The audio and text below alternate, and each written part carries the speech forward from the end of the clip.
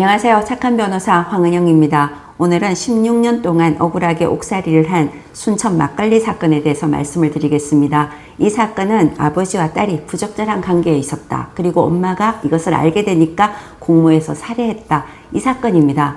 자, 이 사건이 어떻게 16년 동안이나 억울하게 이 두 사람 부녀를 옥살이를 하게 했을까요? 일단은 검찰에서의 수사가 문제가 있었습니다.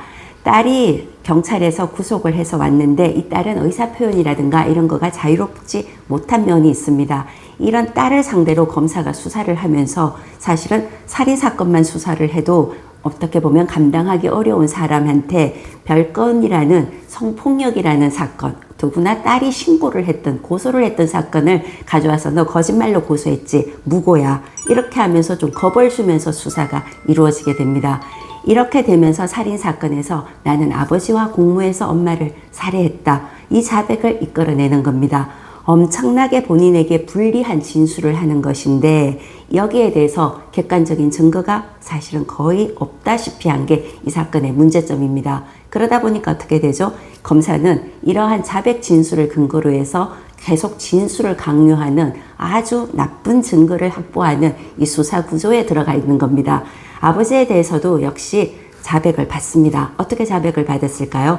아버지 역시 시골분이고 나이가 있기 때문에 어떻게 보면 어려운 수사 서류를 만들거나 작성하는데 한계가 있을 수밖에 없습니다. 이런 사람을 상대로 해서 거의 완벽한 자백, 자필 진술서를 받게 됩니다.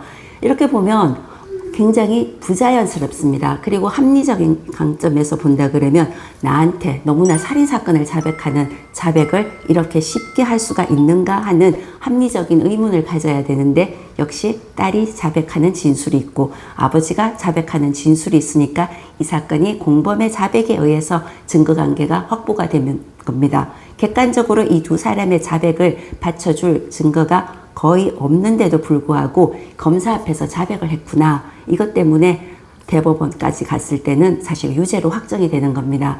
이 사건의 재판 결과를 봤을 때도 검사 앞에서 자백을 했다. 이 점을 법원에서도 믿어주는 이런 잘못된 재판을 하게 되는 계기가 되는데 1심에서는 이런 문제점 때문이었는지 무죄가 선고가 되었습니다. 그런데 항소심에 가서는 바뀌어가지고 딸은 20년, 아버지는 무기, 그리고 대법원에서도 이걸 확정해 주니까 억울하게 옥살이를 하게 되는 겁니다. 이 사건이 뒤늦게나마 재심을 거쳐서 무죄가 선고가 되었던 겁니다. 그리고 무죄가 선고가 되었는데 검찰도 법원의 판단을 존중한다 이러면서 상고를 포기하였고 확정이 되었습니다.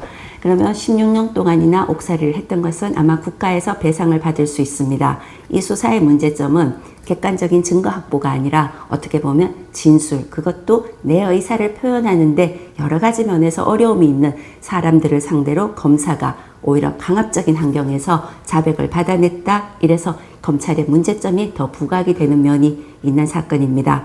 자, 앞으로는 여러 가지 수사 환경이 바뀔 그리고 개혁이 이루어진다고 합니다. 이러는 과정에서 수사의 공정성 그리고 합리성 그러면서도 진정하게 실체적인 잘못의 문제점을 재판을 받게 하고 책임을 지게 하고 억울한 사람은 없게 하는 이런 사법 시스템이 좀 더 정비가 되어야 될 것 같습니다.